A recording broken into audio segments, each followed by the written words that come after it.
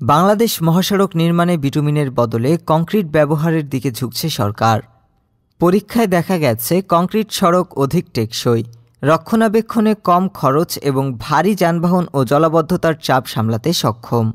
সড়ক ও জনপথ অধিদপ্তরের তথ্য অনুযায়ী বিটুমিন সড়ক নির্মাণে প্রাথমিক খরচ কম হলেও এর আয়ুকাল স্বল্প এবং বারবার সংস্কারের দরকার হয়।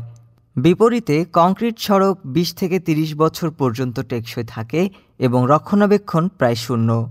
এলেঙ্গা হাটি-কামরুল রংপুর মহাসড়কের ৯০ কিলোমিটার অংশে কংক্রিট ব্যবহার করা হয়েছে, যা ৪ বছরে কোনো মেরামতের প্রয়োজন হয়নি। একইভাবে ঢাকা-সিলেট করিডোরে পরীক্ষামূলক ১১ কিলোমিটার কংক্রিট সড়কে প্রায় ৫৪ কোটি টাকা সাশ্রয় হবে বলে ধারণা।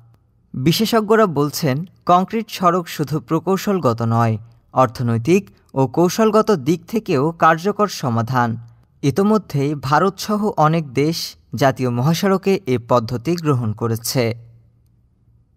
ডেস্ক রিপোর্ট, আজ বার্তা।